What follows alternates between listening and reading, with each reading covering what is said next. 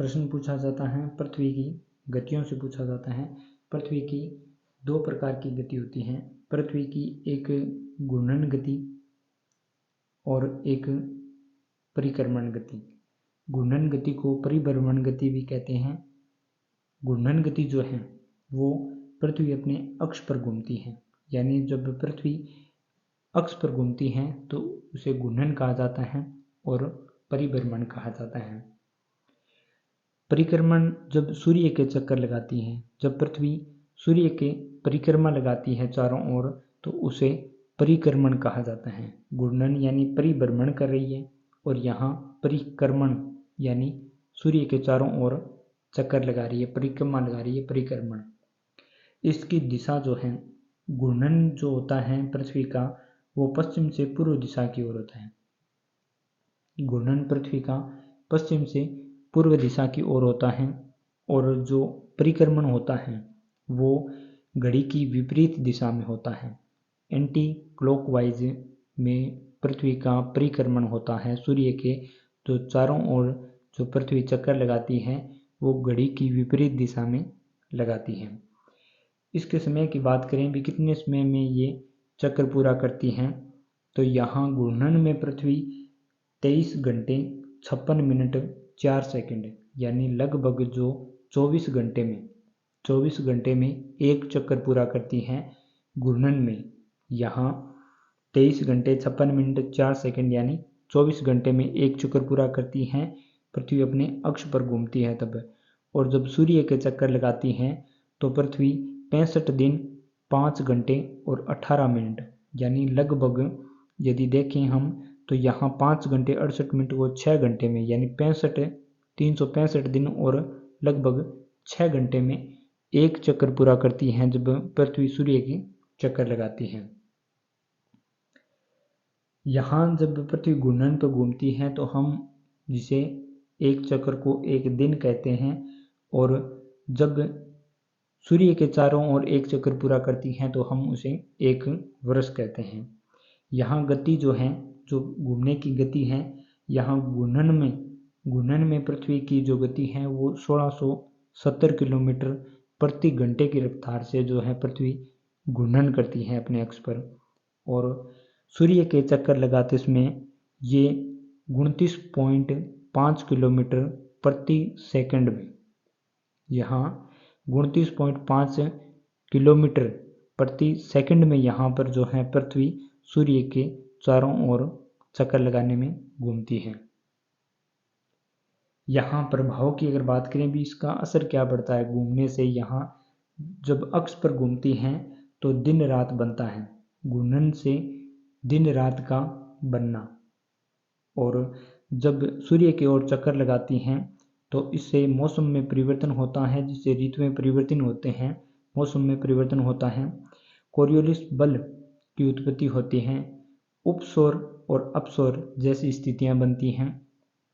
सूर्य का पृथ्वी के नज़दीक आना और दूर जाना, विषुवत और अयनात बनते हैं। यहाँ हम देखते हैं उपसौर जो हैं, उपसौर ये जब पृथ्वी और सूर्य के मध्य की न्यूनतम दूरी होती है इसे उपसौर कहा जाता है। सबसे नज़दीक जब सूर्य पृथ्वी के आ जाता है तो उसे उपसौर कहा जाता है। ऐसी स्थिति 3 जनवरी को देखने को मिलती है और ये लगभग न्यूनतम दूरी की अगर बात करें तो 14.7 करोड़ किलोमीटर, ये एक अनुमानित कह सकते हैं लगभग 14.7 करोड़ किलोमीटर की अगर बात करें तो यहाँ पृथ्वी सूर्य के नज़दीक आती है। और ये स्थिति 3 जनवरी को ऐसी बनती है। इसे जब पृथ्वी सूर्य के सबसे नज़दीक आती है उपसौर कहलाता है। अपसौर जब पृथ्वी सूर्य से अधिकतम दूरी पर होती है, जब सूर्य और पृथ्वी की दूरी सबसे ज़्यादा होती है तो ऐसी स्थिति 4 जुलाई को बनती है और लगभग जो दूरी है वो 15.2 करोड़ किलोमीटर होती है। और बसंत विषुव बनता है, बसंत विषुव और शीत विषुव, ये विषुव हैं। विषुव यहाँ पर जो भूमध्य रेखा है, भूमध्य रेखा पर सूर्य सीधा चमकता है, यानी जो सूर्य है वो भूमध्य रेखा पर सीधा अपनी किरणें डालता है।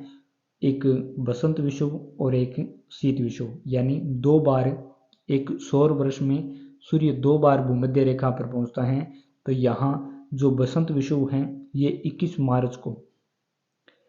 मार्च को बसंत विषुव होता है, और शीत विषुव जो है ये 23 सितंबर को होता है। यानी सूर्य एक बार 21 मार्च को और एक 23 सितंबर को भूमध्य जो रेखा है उस पर पहुंचता है। सूर्य वर्ष में 2 बार पहुंचता है। यदि भूमध्य रेखा पर सूर्य होता है तो यहाँ दोनों गोलार्ध, उत्तरी गोलार्ध और दक्षिणी गोलार्ध, दोनों गोलार्धों में दिन रात जो है ये बराबर होते हैं। जब भूमध्य रेखा पर सूर्य होता है तो दोनों गोलार्धों में जो है वो दिन रात बराबर होते हैं। ग्रीष्म अयनात किसे कहते हैं? जब सूर्य कर्क रेखा पर होता है, इस स्थिति को, ये जो स्थिति है ये 21 जून को बनती है। इससे क्या होता है, क्या प्रभाव पड़ता है कि उत्तरी गोलार्ध में सबसे बड़ा दिन होता है। क्योंकि कर्क रेखा उत्तरी गोलार्ध में है, इसलिए उत्तरी गोलार्ध में सबसे बड़ा दिन होता है जब सूर्य कर्क रेखा पर होता है। ये स्थिति 21 जून को बनती है और ये ग्रीष्म अयनात के नाम से जानते हैं।